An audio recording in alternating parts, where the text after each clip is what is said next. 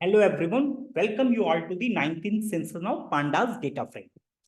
So instead of creating a new file by the name day19, I am continuing in the same ipynb file of day 18th because most of the things that I have done, we will require it in day 19. So instead of repeating our task again, instead of writing the same code again, I'm continuing from where we have left in day 18.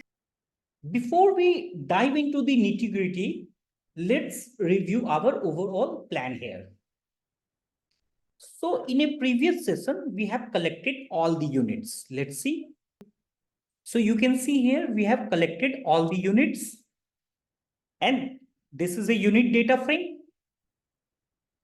And now we are about to create a mapper. Mapper is going to be a dictionary of key-value pairs containing the old levels and the new levels. So let's write it. It's going to be a dictionary of dict. Let's write it in short form, dict of key-value pairs containing the old levels, levels and the new levels. Fine. Remember, the new levels will append that unit to the column name. And the reason we create this mapper is because we want to pass it to the rename method, which we will call on the nutritional data frame in order to do the renaming. So by the end of this lecture, we will have completed the first 3 steps in our data preparation process here. And then in the next one, we will wrap up this very last step. So essentially, we are going to create an object that will look like this. Here, this is my old levels and this is my new level. New level is embedded with units. Remember, this is a long sequence of key values. The key will contain the old column level and the values will contain the new column levels. So how can we create the mapper? So let's create the mapper here. So let's use the dictionary comprehension to put this object together in a very Pythonic way. So let's write here A colon units square bracket A at indexer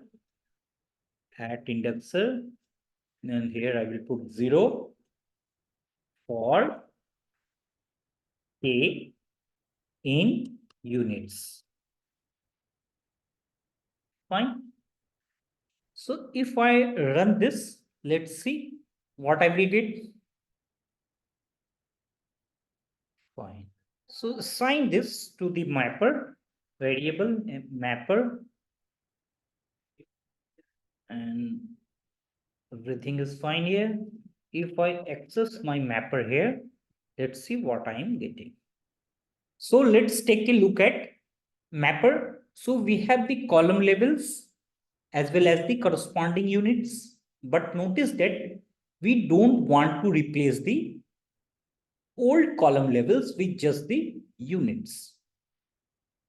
We want the units to be embedded into the column names, not to replace them entirely like this. Here, this is my old column level and this unit get embedded into the old column level. So I want something like this.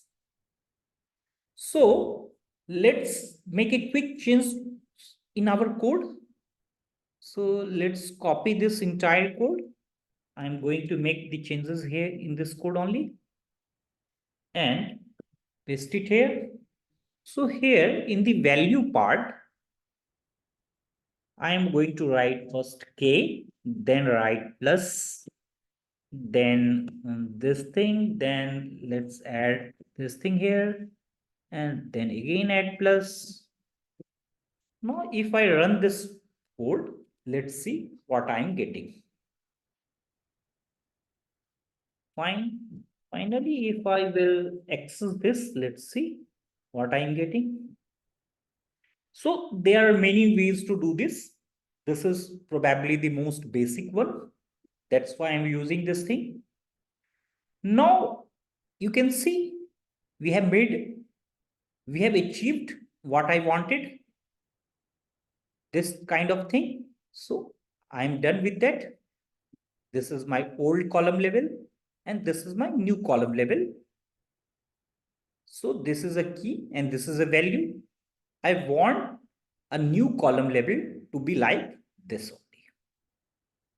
Now we are ready for the grand finale to rename the column labels using this mapper. So let's use the rename method here. So nutrition dot rename and let's write columns is equal to, let's pass mapper here. If I run this code, can you see my column get renamed and the units get embedded into the column? See here, G is a unit, so this G is embedded here. This MC is unit, so MC is embedded here. Likewise, you can check for any. Everywhere you will get this thing. Fine. So let's make the in place is equal to true. So let me make this in place parameter. In place parameter is equal to true. So that the changes will become permanent. Fine. We have smoothly integrated the units into the column names, and these only happen for those columns that had a unit. For example, this calorie column is left unchanged because this calorie column doesn't have a unit. Now we are in a great position to simply remove the units from this value and get those purely numeric columns that we have been working towards. So let's finalize that in the next lecture.